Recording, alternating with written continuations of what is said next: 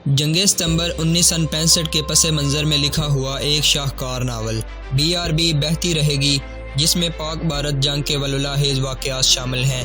Novel शुरू करने से पहले आपसे गुजारिश है कि हमारे चैनल वर्ल्ड ऑफ नावल को सब्सक्राइब कीजिए और बेल आइकन को प्रेस कीजिए ताकि हर आने वाली वीडियो आप तक बआसानी पहुंच सके।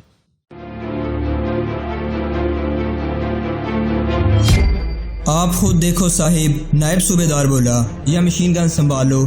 ठीक है साहिब, इकबाल ने कहा, मैं देखूंगा। और वो दौड़कर मशीन गन और RR वाली जीप की पोजीशनें बदलने लगा। जरा सी देर में इकबाल ने तजर्बाकार कमांडर की तरह प्लाटून के मुख्तसर सी नफरी और थोड़े से हथियारों को इस तरह तरतीब दे लिया कि चंद एक जवान और थोड़ा सा असला दुश्मन का ज्यादा से ज्यादा नुकसान करने लगा।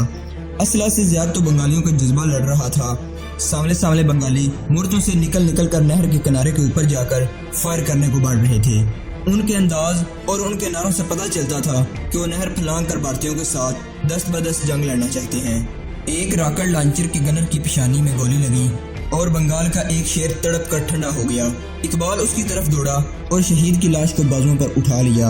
वो लाश उठाए पीछे गया, उधर से स्ट्रेचर बैरर आगे। इकबाल ने लाश को स्ट्रेचर पर डाला और वारफ्तगी से उसका हाथ चूमकर बाजू उसके सीने पर रख दिया। लाश को स्ट्रेचर बैरर उठा लेंगे, इकबाल ने अपने सीने में शोला से जलता महसूस किया, जिसकी तपश से वो पागल हो गया। वो स्प्रिंग की तरह उछलता कूदता अपनी प्लाटून की पोजीशन तक आया। दुश्मन के टैंकों और मोटरों के गोले और मशीन गनों की बिछाड़ें नहर के इस किनारे को बेरहमी से जद में लिए हुए थी।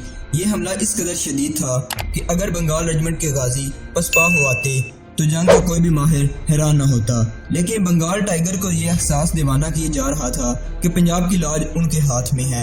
जरा ही देर पहले उनका हवालदार सारी प्लाटून को ललकार कर बंगाली जुबान में कह चुका था, बंगालियों, तुम्हारे दाएं बाएं पंजाबी और पठान लड़ रहे हैं, कोई ये ना कह दे कि बंगाली पंजाब को नहीं बचा सके। और नायब सूबेदार ने इन्हें कहा था, किसी और तरफ से दुश्मन नहर पार कर ले तो परवाह नहीं, हमारी पोजीशन से दुश्मन नहर के करीब नहीं आना चाहिए। इकबाल की प्लाटून के अहदेदार और जवान हाजिर दिमागी और शुजात की हैरत अंगेज मुजाहरे कर रहे थे। वो एक दूसरे को आवाजें दे देकर एक दूसरे का हौसला बढ़ा रहे थे। इकबाल ने दुश्मन की बांध इन्फेंट्री की पोजीशनें देखकर अपनी RR की जीप को एक और जगह कर दिया। वो नहर के किनारे पर जाता, दुश्मन को देखता और RR फायर कराता था। उसके हवालदार ने गला फाड़ कर उसे कहा, लेकिन इकबाल ने जैसे सुना ही ना हो। वो देख रहा था कि उसके बताए हुए टारगेट पर RR वालों ने गोले फायर करके दुश्मन के एक टैंक को आग लगा दी और एक टैंक का ट्रैक तोड़ दिया। टैंक की गनें फायर करती रहीं, मगर वो हलने के काबिल न रहा। RR की एक डायरेक्ट हिट से वो भी तबाह हो गया। इसके सिपाहियों को टैंक से कूदते देखा तो मशीन गन ने इन्हें 2 बिछाड़ों में टैंकों के करीब ही ठंडा कर दिया। इंडियन एयरफोर्स के 2 बमबार त्यारे हाथ से बुलंदी पर आए और BRB के साइफन पर 1000 पाउंड के 4 बम गिरा गए। बम बिखर कर फटे 2 साइफन से दूर नहर में और 2 दूसरे किनारे से भी दूर। नहर का पानी 20 फुट ऊपर उछला और देहातियों की कई लाशें जो बड़ापुर की तरफ से बहती आ रही थी पानी के साथ ऊपर उठी और इस किनारे से परे जा गिरी जिस तरफ भारतीयों के मोर्चे थे। बम्बों से साइफन महफूज रहा। दुश्मन ने साइफन का रुख किया, लेकिन ईस्ट बंगाल रेजिमेंट की ईस्ट कंपनी ने दुश्मन के टैंकों और इन्फेंट्री का वही हाल किया जो बड़ापुर और बिनी के पुल पर हो चुका था। भारतीय कमांडरों ने जब साइफन पर कब्जा नामुमकिन देखा और अपने हथियारों के बम भी रायगा जाते देखे तो उन्होंने अपनी मीडियम आर्टिलरी का फायर साइफन पर मरकूज कर दिया। पाक आर्टिलरी के ओपी जान की बाजी लगाकर इंतहाई खतरनाक जगह पर चले गए और दुश्मन की आर्टिलरी की पोजीशनें देखकर अपनी तोपों को फायर की रहनुमाई करने लगे। अपनी तोपों ने दुश्मन की बेशतर तोपें खामोश कर दी और जो फायर करती रही उनका फायर बेठिकाना था।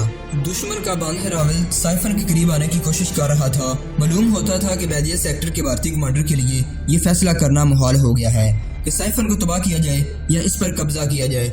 लेकिन अब फैसला भारतीयों के हाथ में नहीं, ईस्ट बंगाल रेजिमेंट के टाइगर्स के हाथ में था। भारतीयों की किस्मत अब पाकिस्तान के बंगालियों के हाथ में थी। बंगाली फैसला कर चुके थे कि साइफन न तबाह होगा न दुश्मन के कब्जे में जाएगा। इकबाल को अभी साइफन की अहमियत का इल्म नहीं था। उसने अपनी पोजीशन बेजिगरी से लड़कर मजबूत कर ली थी। उसका कंपनी कमांडर दौड़ता आया। इस बंगाली मेजर के दाएं कंधे से खून बह रहा था। मार्टर या तोप के गोले के टुकड़े ने उसका कंधा हादसा जख्मी कर दिया था, लेकिन वो जख्मों से बेनियाज कंपनी के पांव जमाए हुए था।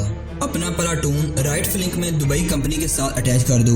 मेजर ने इकबाल से कहा, फौरन दुबई कंपनी कमांडर को रिपोर्ट करो, साइफन को कवर करो, फौरन मूव करो। दुश्मन साइफन को तबाह करके नहर रोकना चाहता है, ग्रेनेड, आर रॉकेट लॉन्चर और मोटर का ज्यादा इस्तेमाल करो। एमुनिशन ले लो। दुश्मन नहर को रोकना चाहता है, इकबाल ने हैरतज़दा होकर पूछा। हाँ इकबाल, कंपनी कमांडर ने नहायत तेजी से बोलते हुए कहा। साइफन टूट गया तो आगे नहर खाली हो जाएगी और इस तरह पानी जमा होकर सैलाब आ जाएगा। नहीं, ऐसा नहीं होगा, इकबाल ने हिजानी से लहजे में ललकार कर कहा। BRB बहती रहेगी, उसने चिल्ला कर नारा लगाया। BRB बहती रहेगी। वजीराबाद में से सैकड़ों शहीदों की लाशें गुजर गई थी और गुजर रही थी। शहर पाकिस्तान भी वजीराबाद से गुजरती थी। सियालकोट वाली सड़क भी, कसूर, लाहौर और सियालकोट के महाजों के शहीदों की लाशें जो उनके घरों को भेजी जाती थी वो इन्हीं सड़कों से गुजरती थी। भारत ने इन्हीं 2 सड़कों पर कब्जा करने और मगरबी पाकिस्तान को 2 हिस्सों में काटने और लाहौर सेक्टर पर वजीराबाद की तरफ से यानी अकब से हमला करने और लाहौर के दिफा में लड़ने वाली फौज को मफलूज करके पाकिस्तान को अपनी झोली में डाल लेने को ख्वाब देखकर 6 सितंबर की सुबह हमला किया था।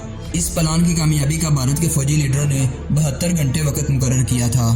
भारत ने 72 घंटों में पाकिस्तान का काम तमाम कर देने के लिए अपनी ज्यादा से ज्यादा जंगी कुव्वत सरहदों पर झोंक दी थी, लेकिन 144 घंटे गुजर गए थे। भारत के सियासी और फौजी देवताओं की हिम्मतनाक जंगी कुव्वत सरहद पर ही लहूलुहान हो रही थी और उनके सुंदर सपने उनके अपने ही टैंकों तले कुचले गए और अपने ही तोपखाने के उड़ाए हुए गर्दो गुबार में गुम हो गए थे। जिन सड़कों से इंडियन आर्मी के टैंकों को गुजरना था उन सड़कों से पाक फौज के शहीदों की लाशें गुजर रही थी। लोग उन पर फूल बरसा रहे थे और शहीदों की रूहें जैसे सड़कों पर खड़ी कौम से कह रही थी, जिन शाहराहों से हमारी लाशें गुजरी हैं इन पर दुश्मन का कदम कभी नहीं पड़ेगा। भारत ने अपने फजाई बेड़े के लिए सरहद के करीब जो हवाई अड्डे बना रखे थे वो पाक फजाइया के शहबाजों ने बेकार कर दिए थे। ठानकोट का हवाई अड्डा तो 6 सितंबर की शाम को ही पाक फजाइया के शहबाजों ने इस तरह तबाह किया था कि वहाँ इंडियन एयरफोर्स के जितने लड़ाका बम्बार तैयारे खड़े थे इनमें से एक भी सही सलामत नहीं रहा था। वहाँ के एयर ट्रैफिक कंट्रोल की इमारत को भी तबाह कर दिया गया था। कुछ ऐसा ही हाल आदमपुर और हलवाड़ा के हवाई अड्डों का कर दिया गया था। इंडियन एयरफोर्स ने पाक फजाइया के सरगोदा के हवाई अड्डे पर अपनी ताकत आजमाई थी, लेकिन पहले ही हमले में उसके 13 लड़ाका बम्बार तैयारे पाक शहबाजों के हाथों फिजा में ही फट गए थे और इनके टुकड़े सरगोदा की जमीन पर बिखर गए थे। जंगे सितंबर अरूज को पहुंच रही थी। लेफ्टिनेंट इकबाल की बहन शम्मा घर वालों के लिए अछूत बन गई थी। कैप्टन तारक ने देख लिया था कि इस लड़की का जासूसों के साथ ताल्लुक नहीं हो सकता, फिर भी उसने शम्मा को अपने शक में रखा था। वो शम्मा को जितने दिन चाहता थाने में रख सकता था, लेकिन उसके बाप पर उसे रहम आ गया। चौधरी करामत मुअज़्ज़ज़ आदमी था, उसकी इज्जत का ख्याल करते हुए कैप्टन तारक ने शम्मा को बाप के साथ जाने की इजाजत दे दी थी। इस लड़के को भी जाने दे, थानेदार ने कैप्टन से रशीद के मुतालिक कहा। इस किस्म के हिजड़े क्या जासूसी करेंगे?